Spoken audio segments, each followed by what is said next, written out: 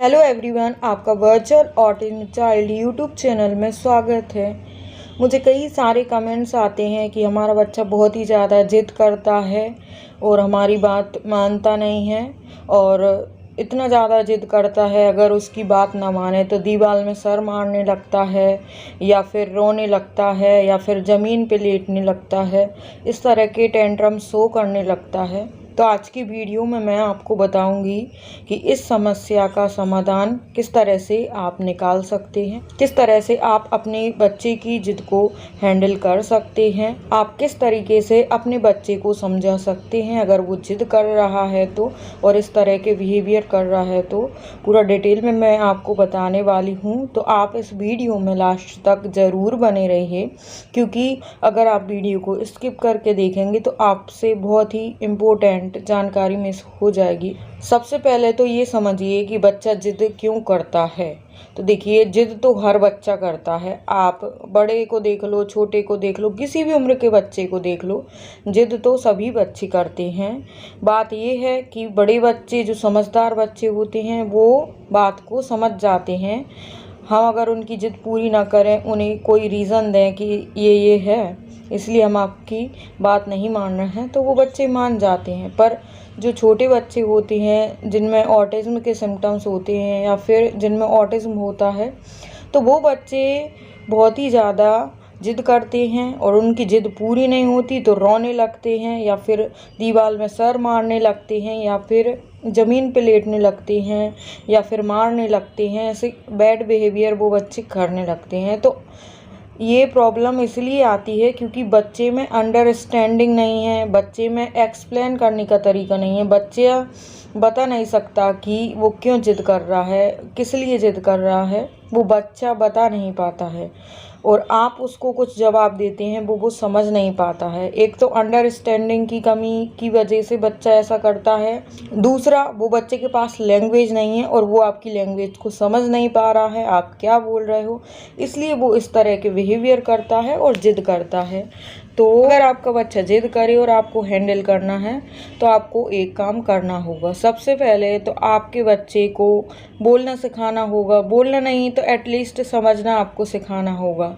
वो एक दिन का काम नहीं है, वो कई महीनों का काम है। आप बच्चे को डेली डेली बोलोगे, उसको बताओगे, तभी उसको समझ में आएगा। जैसे कि अगर आपका बच्चा चॉकलेट मांग रहा है, मार्केट में उसने चॉकलेट देख ली है दुकान पे, तो वो ज़बरदस्ती आपको खींच खींच के ले जाएगा, नहीं तो रोने लगेगा, वहीं पे लेटने लगेगा, तो आप उसकी जिद पूरी कर देंगे। तो ऐसा आपको बिल्कुल नहीं करना है। वो जिस चीज़ की बोल रहा है वो चीज़ तो करना ही नहीं है आपको।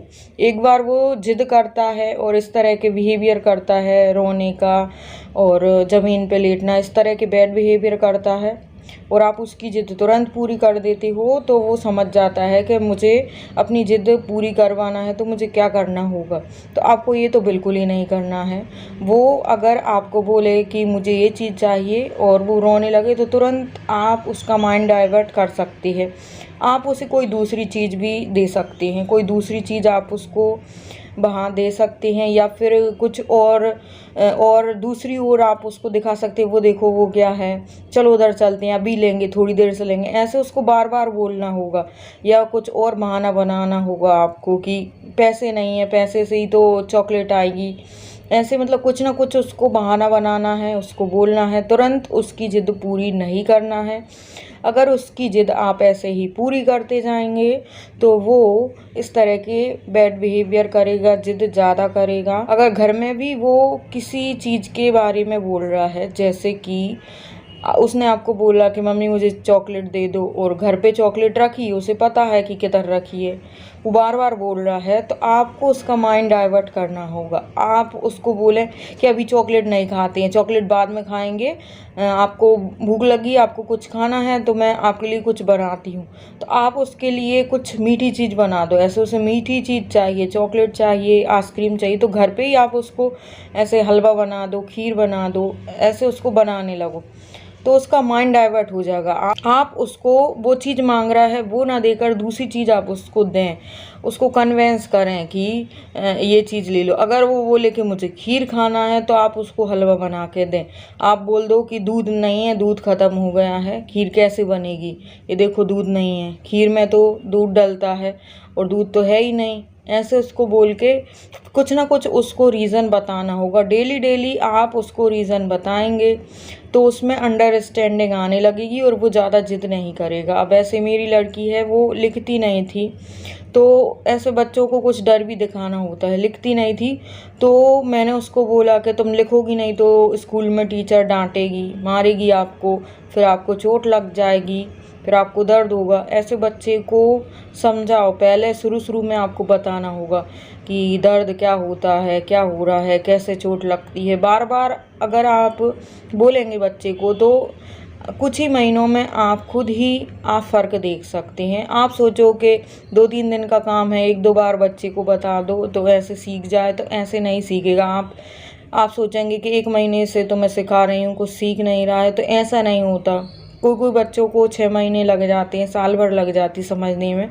फिर वो समझते हैं तो एकदम से उनको सब कुछ समझ में आ जाता है। शुरू में उन्हें कुछ भी समझ में नहीं आता है। वो क्या अपने दिमाग में डाटा स्टोर करते रहते, सीखते रहते हैं। फिर एकदम से वो सब कुछ समझने लगते हैं और बोलने लगते हैं। तो इस तरह से आपको अपने बच्चे की ज़िद पर काम करना होगा। अब मैं मेरी लड़की की बताती हूँ। वो सुबह स्कूल जाती है तो वो बोलती है कि मुझे पराठा खाना है, स्कूल में पराठा ले जाना है। तो मैं उसको बोलती हूँ कि टीचर ने मना किया है, टीचर ने बोला है कि आज हलवा लेके जाना है, तो मैं उसके लिए हलवा बना के रखती हूँ।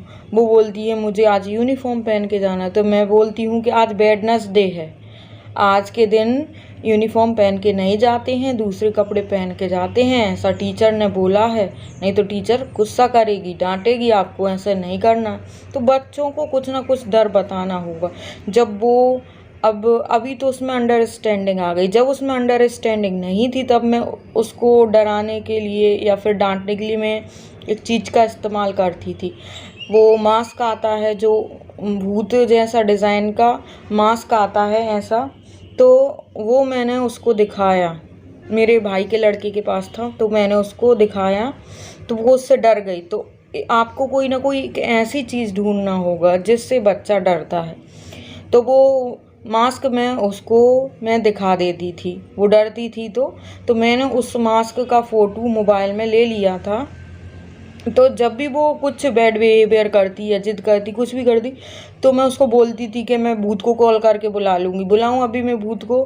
तो मैं मोबाइल में वो भूत वाली पिक्चर मैं दिखा देती थी उसको, तो वो डर जाती थी और फिर वो मेरी बात मान लेती थी और जिद नहीं करती थी। आप बच्चे को किसी भी तरह का डर बता सकते हैं, जैसे पुलिस का डर बता सकते हैं। ज़्यादातर बच्चे जानते नहीं हैं कि पुलिस क्या है, डरते नहीं हैं। या फिर आप भूत का डर बता सकते हैं। या फिर आप पहले आप जानते थे कि कुछ लेडीज़ बच्चे को बोलती थी बाबा आ जाएगा, बाबा ले जाएगा, आपको उठा के ले जाएगा, ऐसे मतलब डराती थी लेडीज़ अपने बच्चों को। तो इस तरीके से आप बच्चे को समझा सकते हैं। नहीं समझेगा तो इस तरह से आप उसको डरा सकते हैं। और अगर आपको इन सब से भी फ़ायदा नहीं पड़ रहा है तो आपको उसकी लैंग्वेज पे काम करना होगा, उसके समझने पे काम करना होगा। और बच्चे की हर जिद तुरंत पूरी नहीं करना है।